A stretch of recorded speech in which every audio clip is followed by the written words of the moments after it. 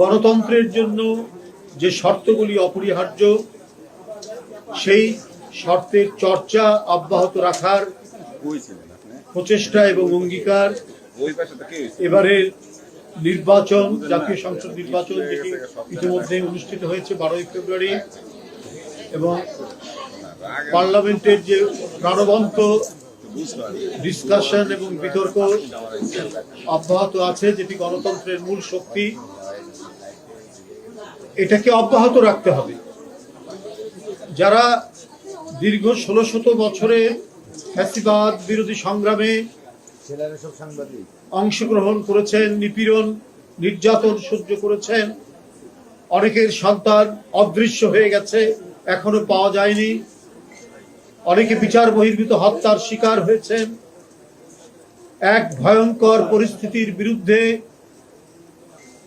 নিরন্তর আন্দোলন সংগ্রামের মধ্যে দিয়ে গণতন্ত্রের যে বিজয় হয়েছে, ফ্যাসিবাদের প্রতিভূ শেখ হাসিনার পলায়নের মধ্যে দিয়ে যে বিজয় হয়েছে, সেই বিজয়কে আমাদের নিশ্চিত করতে হবে, সেই বিজয়কে আমাদের আরো সুসংহত করতে হবে। সেই ধারাবাহিকতায় নির্বাচনী প্রক্রিয়ার যে কতগুলি অংশ, জাতীয় সংসদ নির্বাচন ইতিমধ্যে হয়েছে, সরকার গঠন হয়েছে, এখন জাতীয় সংসদে অর্থাৎ ত্রয়োদশ জাতীয় সংসদ নির্বাচনে নারীদের জন্য যে সংরক্ষিত আসন, সেই আসনে নির্বাচনের যে প্রক্রিয়া, সে প্রক্রিয়া শুরু হয়েছে নির্বাচন কমিশনের তফসিল ঘোষণার মধ্যে দিয়ে। বন্ধুরা, এই নির্বাচনী প্রক্রিয়া দলের পক্ষ থেকে সম্পন্ন করার জন্য আমরা আজ থেকে দলের মনোনয়ন ফর্ম আমরা এই কার্যালয় থেকে শুরু করছি, বিতরণ আমরা শুরু করছি। আমাদের সারা দেশ থেকে মহিলা নেতৃবৃন্দ এসেছেন। এই মহিলা নেতৃবৃন্দ যারা গত 16-17 বছরের সংগ্রামে তাদের অনেকের নিদারুণ দুঃখ, কষ্ট, বেদনার মধ্যে দিয়ে জীবন কেটেছে, নিপীড়ন, নির্যাতন, মিথ্যা মামলা এবং কারাবরণ। এই যে আমার বাম পাশে বসে আছে এবং আমার বাম দিকে, ডান দিকে, সামনে যারা দাঁড়ানো আছেন, তারা কেউ নিস্তার পাননি শেখ হাসিনার ভয়ঙ্কর দুঃশাসনের চমক। কারাগারে গেছেন আমাদের সুলতানা আপা, আপনাদের মহিলা দলের সাধারণ সম্পাদক, তাকে রিমান্ডে রাখা হয়েছে, তারপরে দীর্ঘদিন তাকে কারান্তরিত করে রাখা হয়েছে।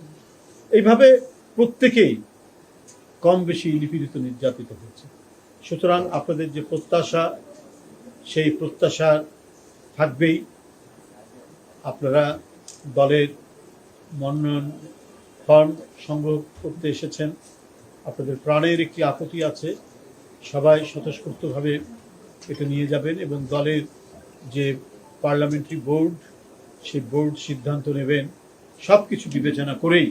অর্থাৎ আপনাদের আন্দোলনের ভূমিকা, বিগত 16 বছরের আন্দোলনের ভূমিকা, 17 বছরের আন্দোলনের ভূমিকা, আপনাদের দক্ষতা এবং পার্লামেন্টে কথা বলার যে যোগ্যতা এবং অন্যান্য সমস্ত যে যোগ্যতা থাকা দরকার, সবগুলো বিবেচনা করেই মানে দলের নীতি নির্ধারণী ফোরাম বা বোর্ড, যেটাই বলি আমরা, তারা সিদ্ধান্ত নেবেন।